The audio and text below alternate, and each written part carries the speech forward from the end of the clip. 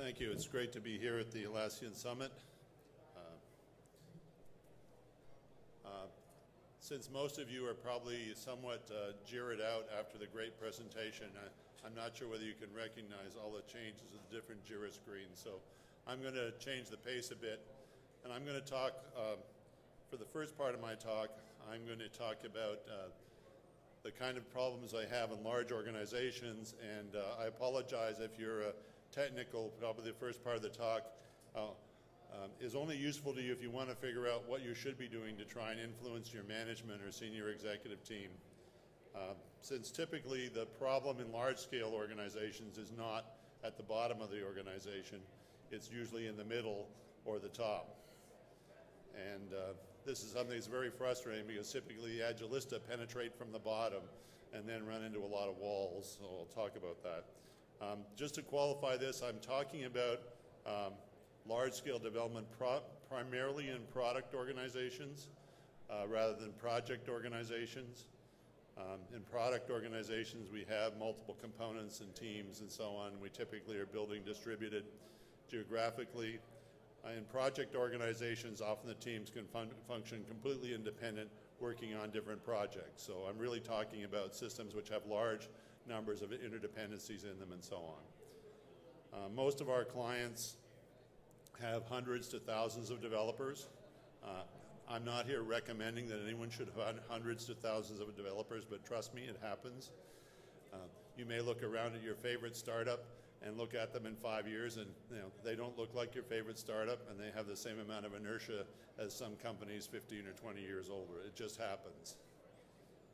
So first of all, just a quick top 10 list of the things that, if you want to succeed in changing an organization, a large organization with multiple business units split across multiple countries, the first thing is you have to get some idea of where you are, which we call a lean assessment. Since the key thing about lean and agile is lean is something that the business understands and makes sense independent of whether you're talking about software or not. And Agile tends to be a fairly narrow definition of XP and Scrum with a few extensions, notably to things like DevOps and so on. But in principle, most of the challenges in large businesses are not what the teams are doing, it's how the teams get coordinated and how the organization deals with this. So an assessment shouldn't take you a long time. The reason that you do these things is they're quick diagnostics. Typically, for a company of sort of 500 developers, you should be able to do this with a sort of 4-man team in a period of about a week. If the people doing it know what they're doing. You can hire a large vendor that could take several months for a very large check, I'm sure, but that's not what it really needs. The other big thing is that many executives actually are really chasing agility, and they hear this word called Agile, which seems to be almost spelt the same.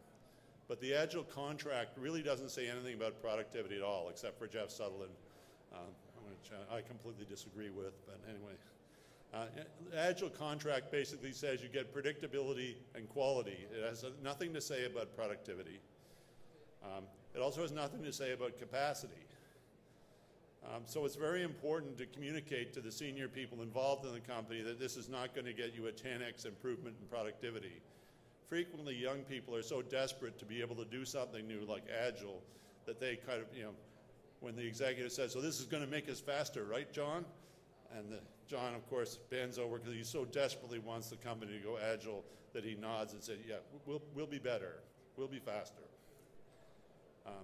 But that's not really part of the Agile guarantee.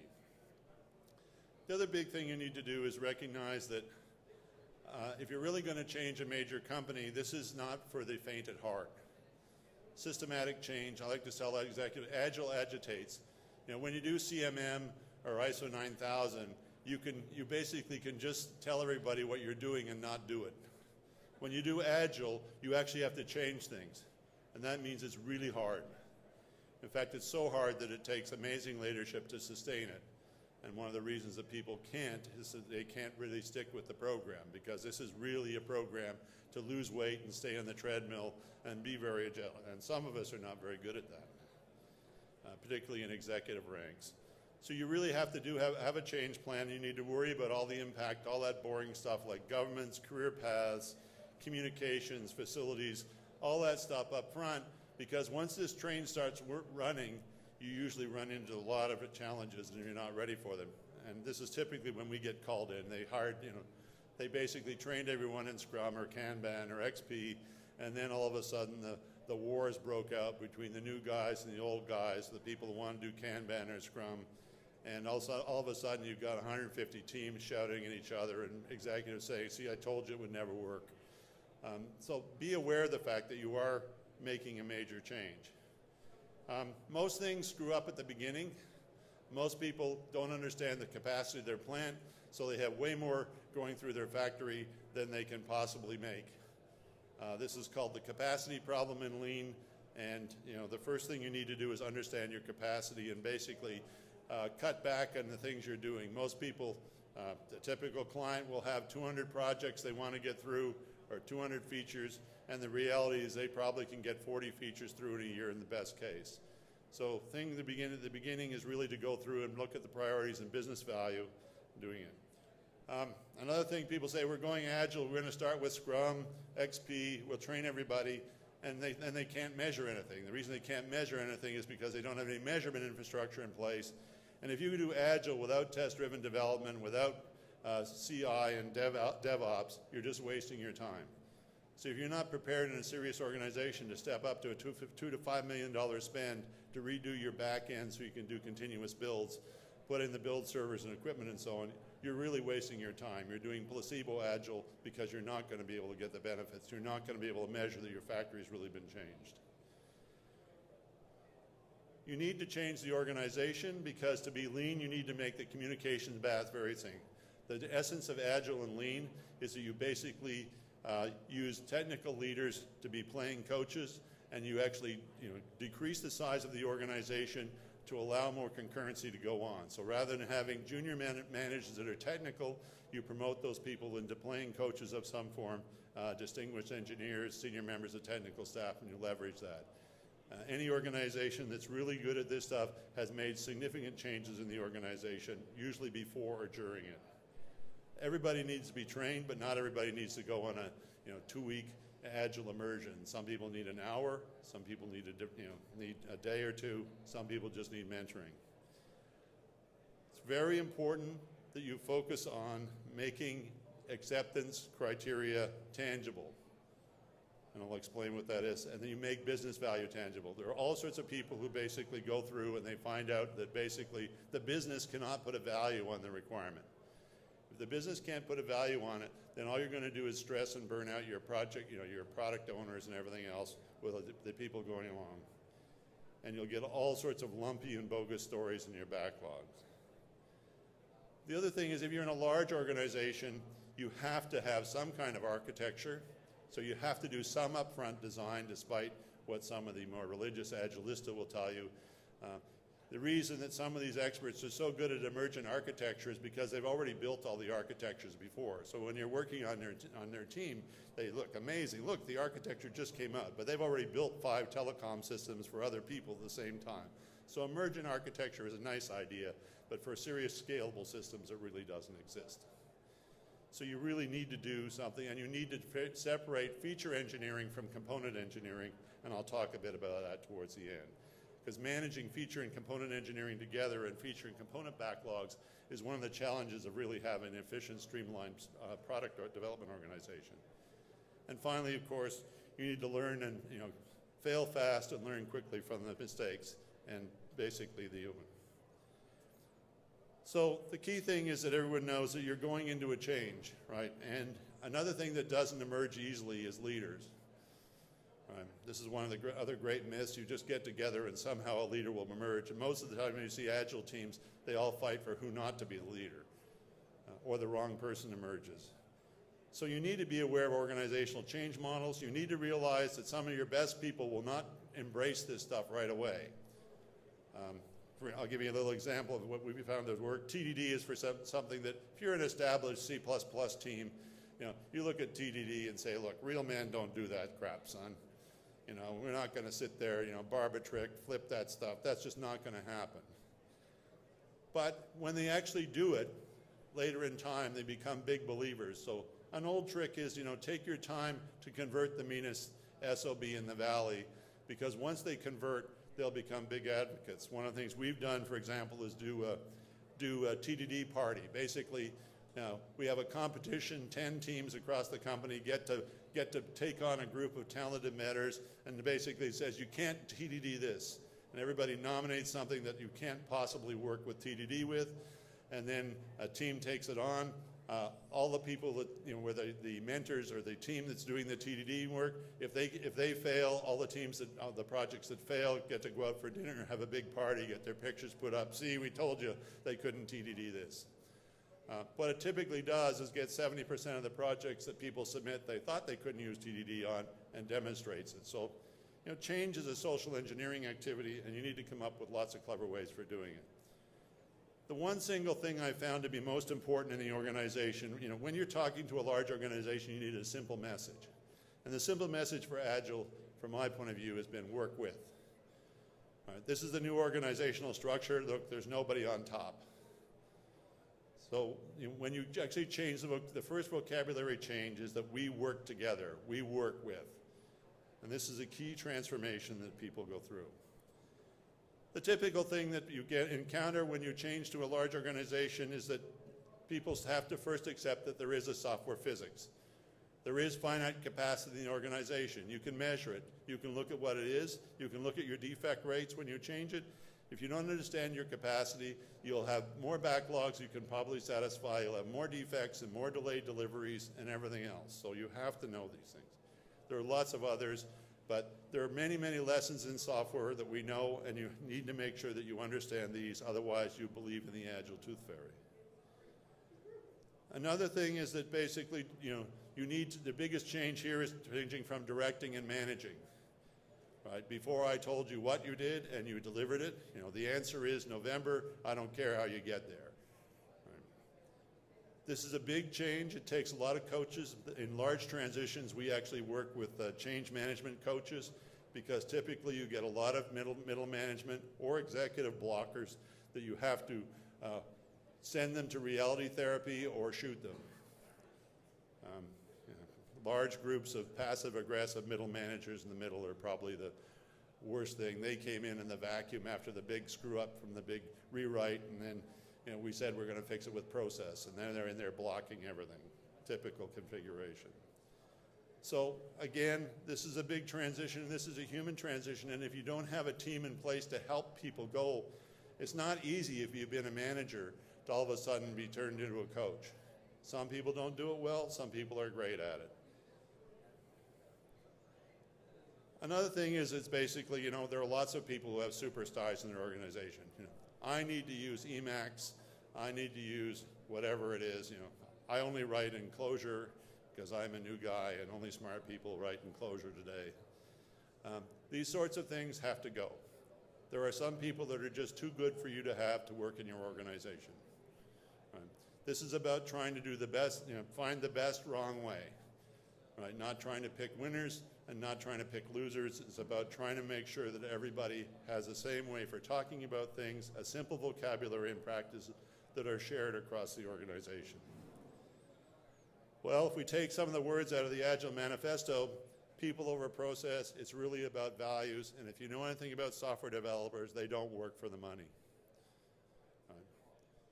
Of course, that may not be true in Silicon Valley, but in practice, Daniel Pink showed something that most good software leaders known for a long time. People want to know what they're building, that it's building something for a purpose. They want to know, they want autonomy, and they want to be able to be masters, right? They want to be really good at what they're doing. And this is a great book, and if you haven't read it already, Atlassian is one of the companies that's used as an exemplar in the book. Leadership matters. If you don't have leadership at the top, you can do a lot of things, but in practice what you'll get stuck in the middle because the leadership at the top of the organization isn't prepared to make decisions. Unfortunately, leaders are hard to make. We have very few in politics and very few in many of our large corporations. So if you're trying to make a change in an organization that doesn't have leadership, be prepared to bound your change to the area where you do. You're not going to be able to get out of there. So if you're going to change a big organization and make a big change, this is going to be very, very difficult. The other issue is that Agile puts a lot of weight on leaders. They have to make a lot of decisions. They have to stand behind teams. They have to work with a leaner organization. And in many cases, this is very, very stressful. And there are many people who don't believe in the agile or lean ideas, and they believe in the tooth fairy, and it's very easy to actually tip them over. So unfortunately, Agile is very fragile, because if you're not building leaders as you go along and leading the organization, you'll burn out the few people who are doing it, because it's extremely stressful to implement systemic change in large organizations. And again, that's why having good human coaches as well as technical coaches is very important. If you want a really successful high-performance lean software organization, you need to basically ensure that you don't have everyone going to meetings all the time. The most effective way to do that, and the way to establish that you've got depth so you actually have coaches that can walk around and talk to people and figure out what they're doing and mentor them, is to take your key technical people and not put them into management. It's a well-known technique that came back. I remember when we were at IBM, I wrote a note once that said there are no rungs in the technical ladder between senior analyst and rocket scientist. Not too long after that, IBM introduced the distinguished engineer thing, which is used widely in America, but still not copied in nearly enough companies. Distinguished engineer in a major corporation today gets paid at the level of a director or vice president, but may or may not actually have team people reporting to them. So very important to have a technical ladder, and very important to establish communities of interest. One of the other key things about Agile is sustainable pace. So it's really all about flow. And if you haven't read this book, you really should, because this is the one book written for adults in the lean area. It's quite technical. You might even have to learn a little bit of queuing theory. Don Reinerstein's book. Don lives here in California, speaks all over the world. But he really points out the key issues if you want to understand it. And this is a really good book for talking to senior management and people from manufacturing and so on, because it really speaks to their language. And of course, if you're going to actually speed up your factory, then you're going to have to produce an integrated tool chain and measure everything that's going on. So you need to measure the status of the artifacts, you need to measure the status of the code base, and you need to do, in addition to that, if you only believe the metrics from the artifacts in the code base, then you don't know what's going on, which is one of the reasons that developers hate metrics, because they're used for whipping instead of for complementing them. So one of the things we do is we do SurveyMonkey reports at the end of every sprint, and people just fill in quickly a report that gives us an informal status of how the team feels they're doing, and we combine those together so we can build multi-level dashboard for global software development. And trust me, when the developers all fill in 0 for all the values in the report, you know that something's going wrong in the team. So it gives them a chance to actually report and do this. To do this, you need to work with Jira and Confluence and all the other tools you have, and there's a significant amount of engineering to do this. It's probably a $500,000, $200,000 to $500,000 spend just to connect all the tools together for a modern organization to be able to produce this. You have to remember that lean is about factory automation, right? We're talking about changing where our factory work, and most people's factory doesn't work the same as everybody else's factory. If everybody's doing best practice, it isn't best practice, right? So you're really talking about streaming. The way you do a software factory for an organization that's doing medical devices or embedded systems is quite different from somebody who's doing bespoke apps or other kinds of products. So you need to do this. The other thing is the Agilists typically do is they upset everybody in the organization by telling them, look, we're Agile, we don't need to do this way, you're all boneheads, accounting's crap, enterprise project management's crap, this is all the stuff we do. And what that does is, of course, irritate everybody in the organization. That's the wrong approach. Teach your young folks, look, all these organizations, they didn't choose PeopleSoft either, right? They just have to live with it. Right? All they have to do is want you to put your stuff into PeopleSoft and take the stuff out of PeopleSoft. Just treat it like an API. APIs are really hard to change. Organizations are really hard to change. If you do that, these people love you. You kind of, oh, you're from accounting. You need this information. What format would you like it in? Here. It's coming out the end of the sprint. all of a sudden these people are saying outside the organization, hey, this Agile stuff is really good. So you've got a lot of supporters in a big organization with a completely different attitude than finding the people who came in being the most disruptive people that ever came into the organization. So embrace the organization API. If you talk to people who have been doing Agile for a while, they have a few things that go wrong occasionally. And the answer is all those things that go wrong are basically due to the fact that their backlogs are crappy. And the reason their backlogs are crappy is because they don't invest any time in preparing their backlogs. The popular thing is that Sprint Zero is 2 weeks or 1 month. If you actually read the original paper on Scrum, Sprint Zero is actually 3 to 6 months for a major product development. You really do need to invest the time in learning what to do. So in our large-scale Agile process, we have an activity at the front end called Envisioning, which is there just to figure out budgets, timing, initial estimates, feasibility, make requirements tangible. And it involves a whole lot of activities that are very well known in the Lean community, but almost non-existent in the software community. Unfortunately, I don't have to, or fortunately, I don't have to get time to go into these things. But there's a whole lot of stuff to do in Envisioning, which really increases how well groomed your backlogs are, how well you understand them, how much the business is going to invest in them, and you can kill a whole lot of useless requirements in Envisioning. You get all sorts of requirements, say, how much revenue is this going to generate? Oh, it's going to generate 50 million in revenue. What's it going to cost? 30 million. That's easy. I'm not even going to give that to development. So you can manage this. So the key thing is to teach your portfolio people or train your portfolio people to say, look, we've got programs, and each program's got so many features, and they're going to be worked on by so many feature and component teams. The reality is, most people can't complete more than 3 programs in a year. I'm happy if we can get them to under 10, but there's people who think they can do like 30, 40 programs in a year, and they just do no sense of the capacity.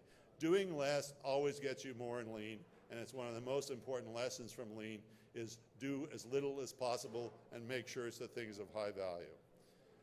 So once you have features, then you can break them down.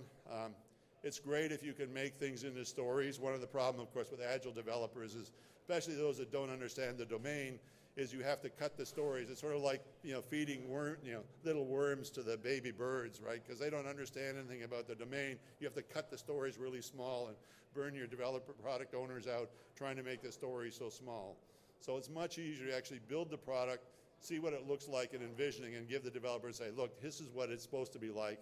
Make it faster or harden it and so on. And that's what good Envisioning does. They actually build the product out of sticky tape and glue, make the whole thing, answer most of the questions, and then they can give it to developers who are capable of strengthening it and hardening it, because it's very, very hard to write a lot of things on story cards, as wonderful as story cards are.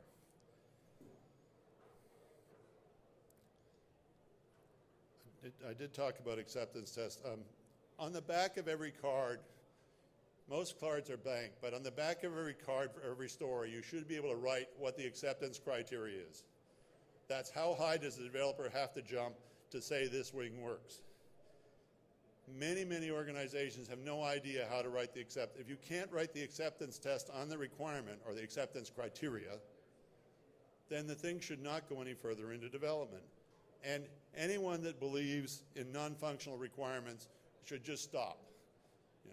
If you have a performance team at the back end of your process, it's at the back end with QA for the right reason, because you didn't actually worry about performance in the beginning. So you build something without anybody knowing about what the performance should be, and then you have a whole group of wizards at the back end trying to fix the mess you've already made and make it faster. What you need is to have performance, usability, all of these ilities clearly with clear acceptance criteria, or else you don't work on it. It's a big mistake to try and say, well, I want it to feel like it's an iPad. What the hell does that mean? I need to qualify what that thing means if I'm ever going to be successful in terms of building it.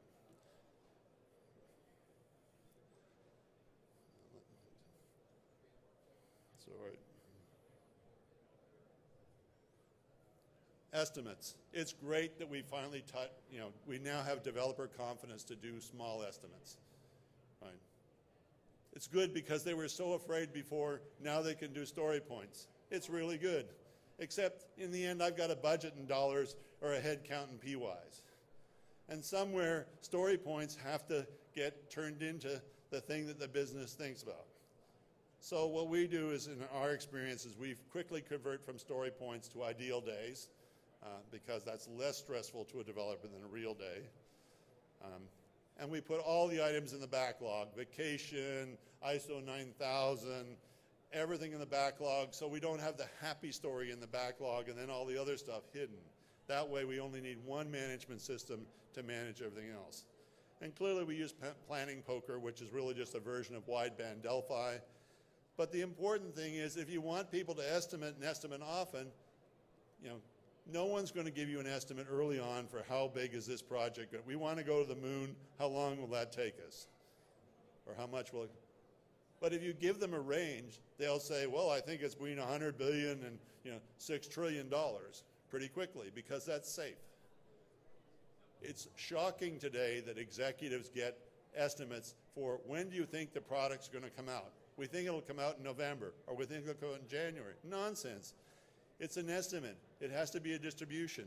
So we need to teach developers and managers and all the other people involved that we need multi-point estimates right on the front. And once you do multi-point estimates, you can estimate over again. Once you know more information, you can change the estimate, and you can look at these estimates over time, and you can build up metrics for who's good at estimating, because some people are really good at it and some people are really bad. You can do coaching for those people, or you can shoot them. But fortunately, they're fixed by the team, because estimates in Agile are owned by the team, so it's a safe place for even that person that isn't good at estimating, because a team will converge the estimate for them.